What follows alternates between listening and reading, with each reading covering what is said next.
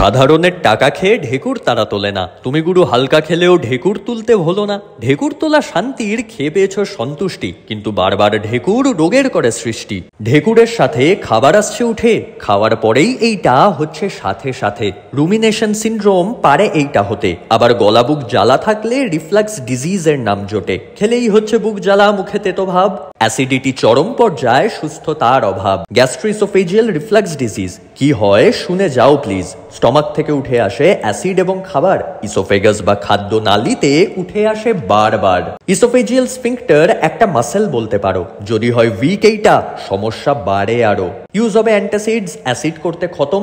Milk of magnesia, acid করবে কম। Proton pump inhibitor, acid production দেবে কমিয়ে। প্যান্টোপ্রাজল, ওমেপ্রাজল রেখো ঘরে তোমার জমিয়ে। প্রোটেক্টিভ লেয়ার তৈরি করে স্টমাকের দেওয়ালে। সুক্রালফেট অক্সিটেকেইন যদি তুমি খাওয়ালে। কম করে খেয়েও স্কিপ করো না খাবার। স্মোকিং করলে এইটা বেড়ে যায় আবার। খেয়ে নিয়েই পড়ো না তুমি শুয়ে, খাবারগুলো উঠে আসবে গলা বুক জ্বালিয়ে। মাথা রেখো উঁচু শুতে গেলে, তাই বুক জ্বালা কমবে, রোগ বলবে পালাই পালাই। বুক জ্বালা করলে বা ঢেকুর বেশি উঠলে, সারতে বাধ্য রোগ এগুলো ফলো করলে।